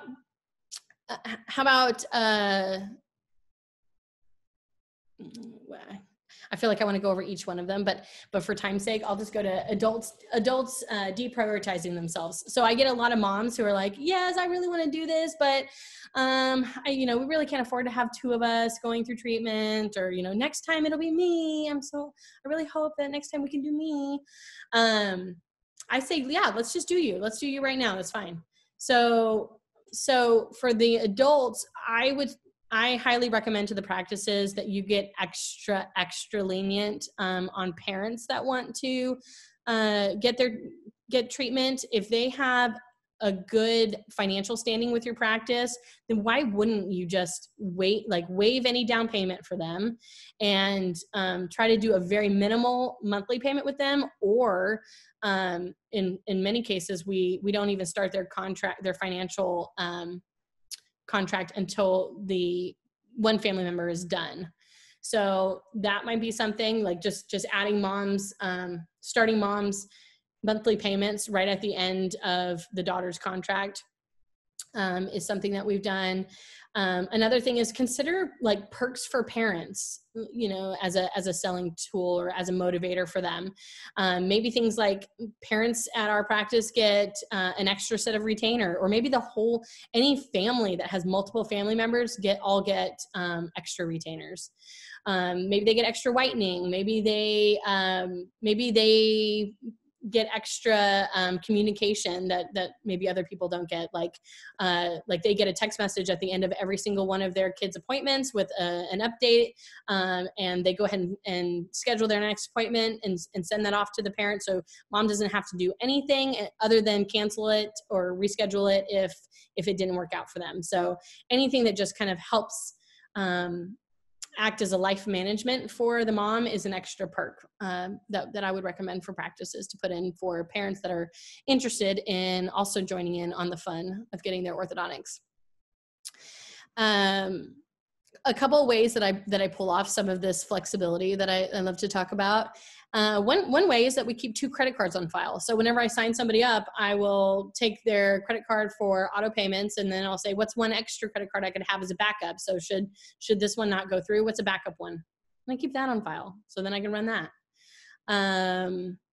Make sure that you're accommodating split families. That's a big one. More and more, families are unfortunately experiencing that, but that's something that we have to be able to facilitate.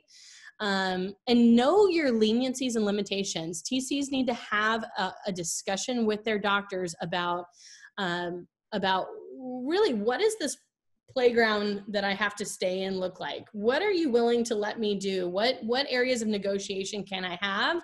And where are my hard boundaries? Like, what is the minimal down payment you're willing to take?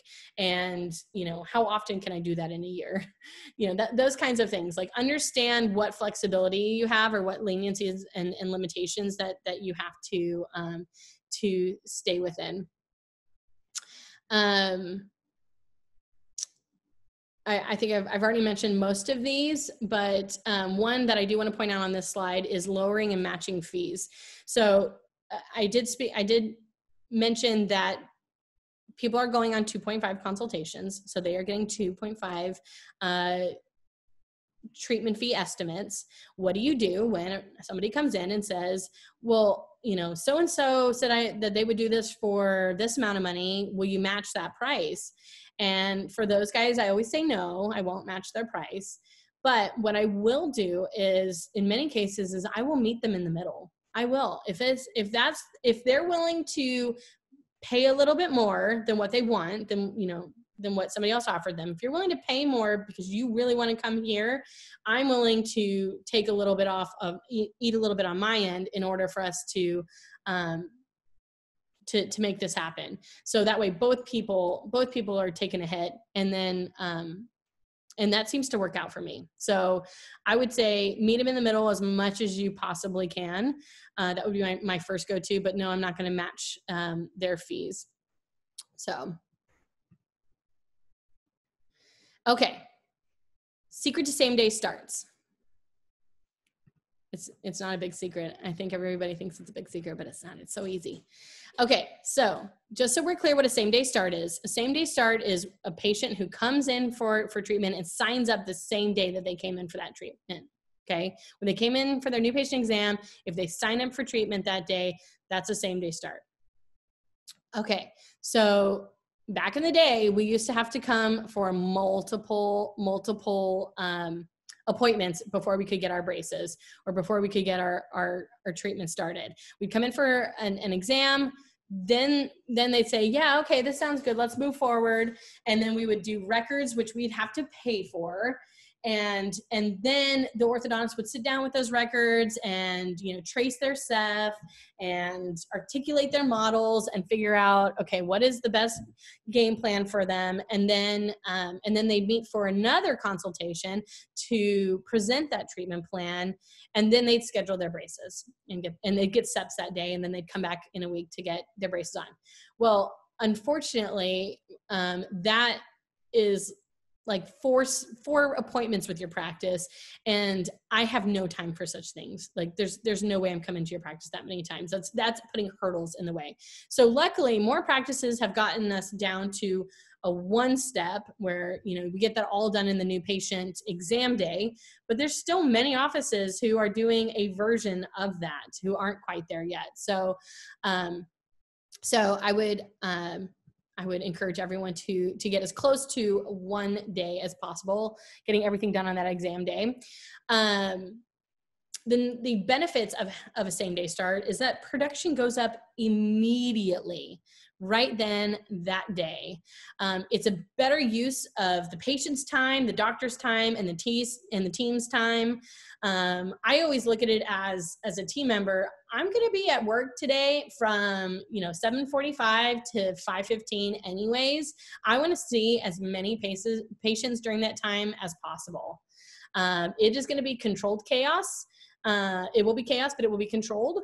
But why not? If I'm already here, why not go ahead and move these people to the next phase or to the next stage in their process? So I think I think the sooner that we can take a new patient from walking in with a problem or wanting a product and giving them what they wanted, it only makes them happy, and now they go out and advocate for our practice. It's just like if somebody walked into, if I was going to go buy a new Apple product, right? I'm probably going to do a bunch of research on my phone or on my computer first. So I'm going to have a good idea of what product I want and know which model I want. And then I go into the Apple store to talk to one of the guys there, just to make sure that I was right about which one I really wanted, to make sure that I truly understand my own research. And then this is Apple's way of having what I wanted in stock, and they just go back and get it for me. So that it works the same way in ortho. That's what a same day start is your patients are going to do a bunch of research online and figure out if they want to come to you. Now they contact you, they want to come to you. Now you did a bunch of prep work to make sure that you understood their needs all the way and that you prepared them. And then they come in to meet you and finalize any questions we have, and including exactly what the game plan will be. And then you just move them to the clinic to go ahead and start the process. So that's just the same as going to the back and grabbing the product off the shelves that I wanted. And we remember these stats as well. Like, this is another reason why we need the same day starts, because as soon as they walk out the door, they drop 50% as to whether or not they're ever going to become an active patient in the practice. So want to make sure that I'm utilizing their time well, and I'm going to hurry up and stamp them and make them ours before they go to any other consults or research anything else. I also rely on the fact that I have planted seeds for this the entire time. So the patient expects to be offered to stay for their first appointment, because remember, I said it at the new patient call, I said it on the TC call, and then doc just said it before she walked out of the door. Like, we've offered this multiple times. The patient knows that this was a normal thing around here. And so by me asking one more time, hey, do you want to stay? Do you want to go ahead and do this? It's not ever a, wait, like right now? You want to put braces on like right now? Well, I don't know. I wasn't prepared for this. That doesn't happen, because we've been talking about it multiple times. And you know how people like to hear things 3 times. Well, I made sure that we hit them 3 times. I also make sure that my team is behind this, right?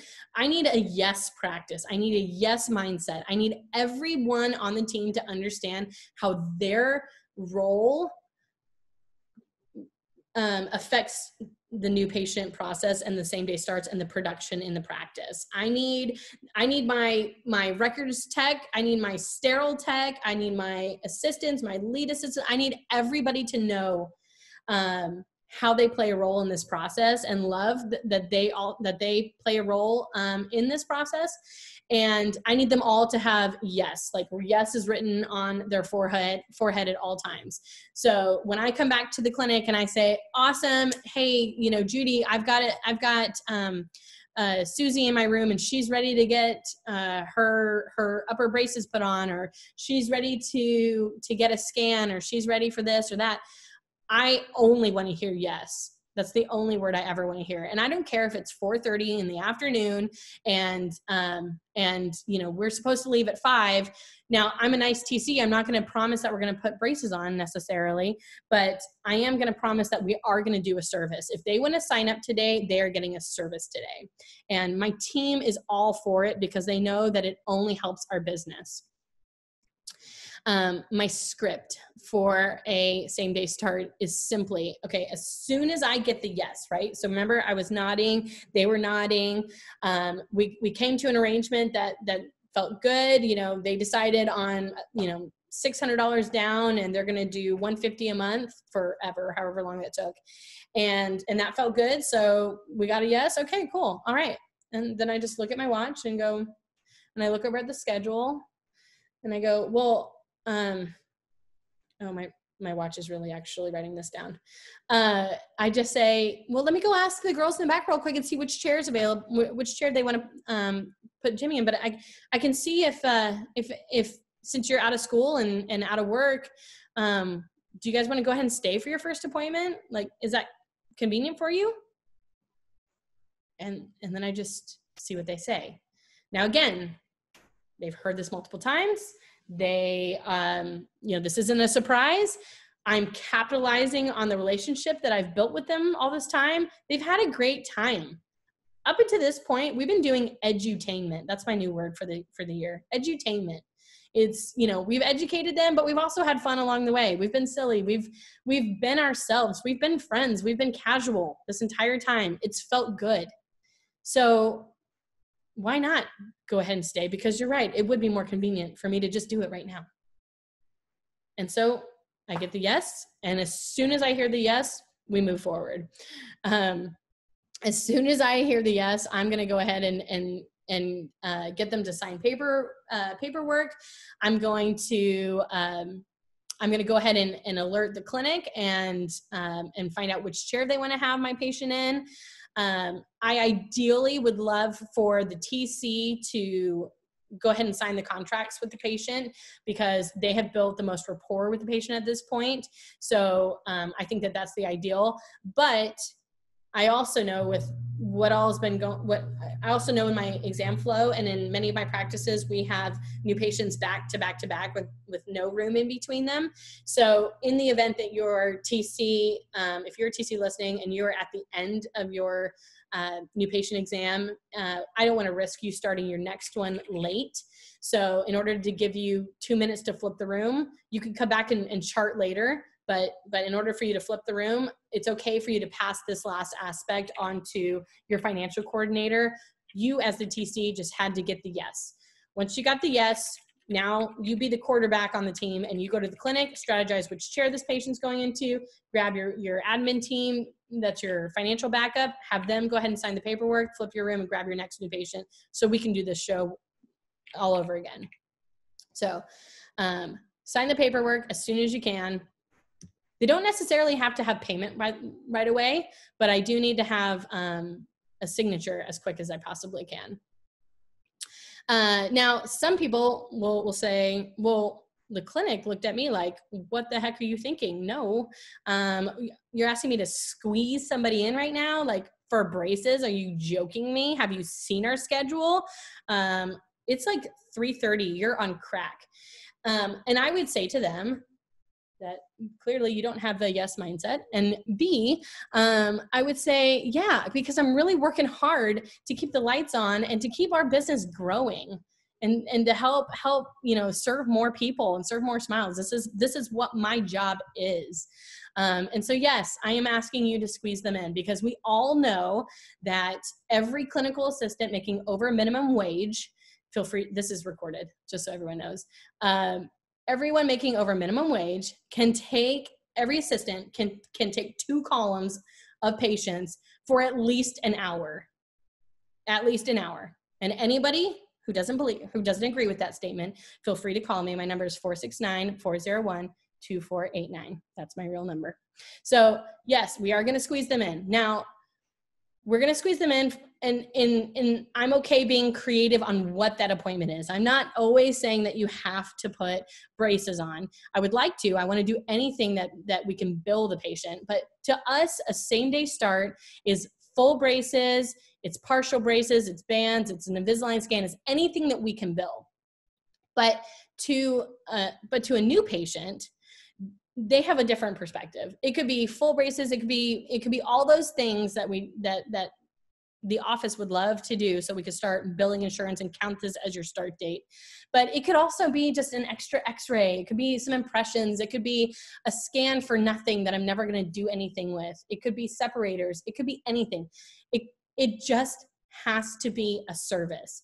The patient just has to see, that we went from saying, yes, I want to start this process, to signing, to giving you money, and getting a service that day. Because we said that you could stay for your first appointment. So that's really the secret. The secret is the fact that I've been planting the seed about this the entire time. So this is not the first time you're hearing about it. So there's zero shock involved. I've made it very convenient for you. I have removed every hurdle along the way to make sure that you could just roll right into this. And here I'm giving you the opportunity, and we're gonna do your first appointment. And there's a lot of first appointment types that we could do. So the end result of it is honestly that, we have another happy patient in braces who, again, walked into the Apple store / our ortho office with a general idea of what she wanted. She found out what it would take, found out all the specifics about it. And then we rolled her into the clinic and said, well, here, you just bought it. Let's go ahead and give you your product. So I think that's important. Now I'm going to touch on, I'm just going to wrap this up with the virtual component here, because that has been such a big deal now. So one thing I want to point out is that there are two, everybody's using the word virtual consults, virtual. With this virtual buzz, there are two types. And so whenever somebody starts asking me about them, I want to know, which one are you talking about? One is a smile assessment. And that's where I get your photos that you send to me from your home. Okay, so that's a smile assessment. That's where I can make, not me, a doctor, can make a treatment plan based off of your photos that you've sent in from home. Okay, that's a smile assessment. And honestly, we've even done these in the past before COVID happened. We were doing it where if a busy professional couldn't come during, couldn't come in any other time than their lunch break, then they would come by and we would just get their records real quick. And then we could do a smile assessment or a virtual consult once we had those photos. So however you get the photos, but a smile assessment is just basically giving me your photos and I can make a treatment plan off of that. And then I can let you know what we recommend. Now, a virtual consult is where you're actually meeting with somebody. You're actually meeting with the doctor, and you're actually discussing options together in real time. And that's what a virtual consult is. Now, you can't really do a great virtual consult without a smile assessment. So you need those photos in some way. But if you could also just do smile assessments, which is a really great way to weed out the people who are just shopping like solely for the money. And so people in some of our practices, they'll send in their photos through their website or whatever platform they're using to gather those photos. And then the TC is just showing them to the doctor. They're making a recommendation, and then the TC will like video message back or just email them directly with, this is what doctor recommends, and this is what the cost will likely be. We invite you to come in to confirm these findings and go ahead and get started. So, you could use smile assessments that way. And then virtual consults is where we actually get to meet and talk through options together. A couple of platforms real quick. Everybody's been talking about these. I'm sure you guys know them, but I just want to make sure for anybody who doesn't know, Zoom is a great platform. During COVID, we're allowed to do things that we aren't normally allowed to do. So right now you can use any kind of Zoom. You just need to make sure that you're using a unique private ID code for them. You can use Facebook Messenger, you can use FaceTime, whatever you need to do to get the job done. That's okay, because we know you cannot meet in person. The typical flow that our practices do is it's either somebody calls as a new patient and says, are you guys still seeing new patients? And we're like, yes, of course. Here, let me show you how to send us your photos. And then I'll make a time for you to meet with our TC and our doctor. You'll just do it virtually. Awesome. So then they'll send in their photos, and then the TC will still do her outbound insurance / TC call. That's at the point where I will send my Zoom link to the patient. And then they'll meet on Zoom with first me, the TC, just like we would in the office. And then doc jumps on about 4 minutes or 5 minutes into the Zoom meeting. He's just always late. But he jumps in, and then they talk together because he's already seen her photos too. So that makes it even easier. But they meet, they talk together and map out their treatment plan. And then doc jumps off, and I present the fees right there on the meeting. And we go ahead and close it up and schedule they pre-order. right now they're pre-ordering their orthodontic treatment. So we go ahead and schedule them an appointment in June, and then let them know that if we can bring them in sooner, we will. So that's pretty much how the virtual exam goes. To switch that around, another option, like I mentioned, a lot of people have they have a fillable form on their website, so that way they can go ahead and send in their photos. So that's usually their first point. So that's the only switch of those two options there is the first point of contact is either based off of calling me, and then I show you how to do a smile assessment, or you did a smile assessment through my website, or through a widget on my website, and then I called you afterwards. So notice that even if they came in as a smile assessment, I still do an outbound new patient call, because I still need to find out who their insurance is, what are they looking for, how did they hear about us, let me tell you how cool and awesome my team is, let me hype you up. I still need that new patient call. So even though it came in through a smile assessment, I'm still going to do an outbound insurance call. So I wanted to point those two out. And then I think that after COVID, like once we go back to work, I think that we're going to continue I think we're still going to continue virtual exams, kind of the way I always wanted to for the millennials. So this works out in a sense for me, but basically I think from this point forward, we're just always going to offer that as an option. So I think it's great that we're all learning on it together at this point, but when we do go back and you want to continue your virtual setup, you will need to make sure that you are on a HIPAA compliant platform. UpDocs is one, Doxy.me is one. You can do Google Hangouts. There's Skype Business, VC Clinic, and then there's also my personal favorite is Zoom for healthcare, but that is $200 a month. So do your research on which one you think works best for you. One other thing I wanted to point out here, so this is kind of random, but I think it's still important, is when we go back, we don't know what things are going to, we don't know how we're going to be set up, right? We don't know what we're going to look like, and we don't know how many people we're going to be able to have in the building. We don't know if people are going to want or like our open bays anymore.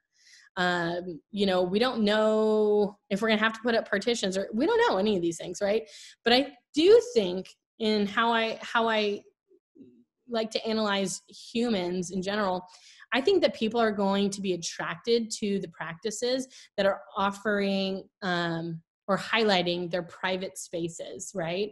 So I think we're going to be a little, public phobic a little bit. And so I think that it'd be a great idea to really tailor some of your marketing around your private consultations. And whether those consultations are in the practice or from home, but they're private. And so I would just wanted to mention that, look at your private spaces differently than you did before. I would never have asked you to throw see our private consultation room on the front page of your website before this, but now I absolutely would. I'm going to finish up by just leaving you with how I would love to see you guys take all this information that we just talked about today and then move forward now and even through after COVID. This is how I would see your strategy with your new patients. I would love for you guys to get smile assessments from every new patient that wants to come in. So by having that fillable form on your website, having Rhinogram, having Smile Snap, having any way for them to send your photos in, I would have every new patient from now on always send you your photos.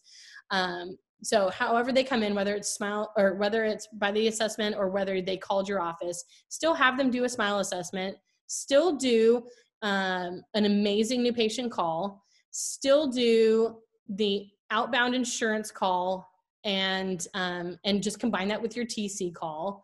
And then I want them to always, from this point forward, have the option to come meet your doctor at the office or from the comfort of your own home. So on my new patient call, it's going to be oh yeah, you want to come meet Dr. Straight? He rocks. You're going to love him. Do you want to come into the office and meet him, or do you want us to set you up for a virtual consult? So you can do it from home, which is more convenient for you. That's how I would be offering all of your exams from now on. In many practices, we also have TCs doing TC only exams. I can talk to some of you guys about that later if you want to, but that's, you know, meant for the veteran TCs. But either way, no matter how they come in and meet, however they meet your doctor, however they get the treatment plan, then the last step is the TC closes it up, and we end with a same day start. So again, why does everybody focus on same day starts? Hopefully we've answered that by now. It's because they're 100% likely to become active patients. And then will we still see them after COVID? I think we absolutely will see them after COVID, but I think that it will take creative financing. I think it will take a lot of heart and a lot of hustle. And I think it will, I think it'll pay off. So I think that the strong offices will survive just fine. So that's it, guys. Thank you so much. There's my, there's our company email, and then Mandy's is on there as well. And then Mandy, I will just pass that back to you, my friend. Let me unmute you. There you go.